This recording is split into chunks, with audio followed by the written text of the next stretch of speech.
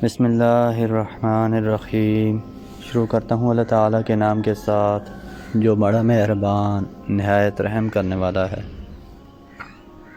حضرت عباس بن عبد المطلب رضی اللہ عنہ کہتے ہیں کہ میں نے رسول اللہ صلی اللہ علیہ وآلہ وسلم کو فرماتے ہوئے سنا، جب بندہ سجدہ کرتا ہے تو اس کے ساتھ 7 اعضاء، چہرہ، دونوں ہاتھ، دونوں گھٹنے اور دونوں قدم سجدہ کرتے ہیں۔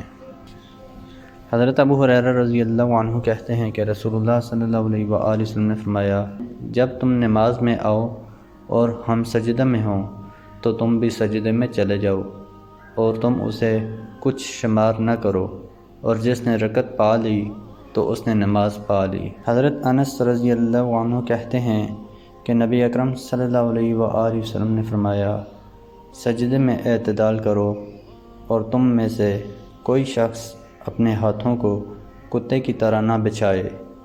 ام المؤمنین میمونہ رضی اللہ عنہا فرماتی ہیں کہ نبی اکرم صلی اللہ علیہ وآلہ وسلم جب سجدہ کرتے تو دونوں ہاتھ یعنی بغل سے جدا رکھتے، یہاں تک کہ اگر کوئی بکری کا بچہ آپ کے دونوں ہاتھوں کے نیچے سے گزرنا چاہتا تو گزر جاتا۔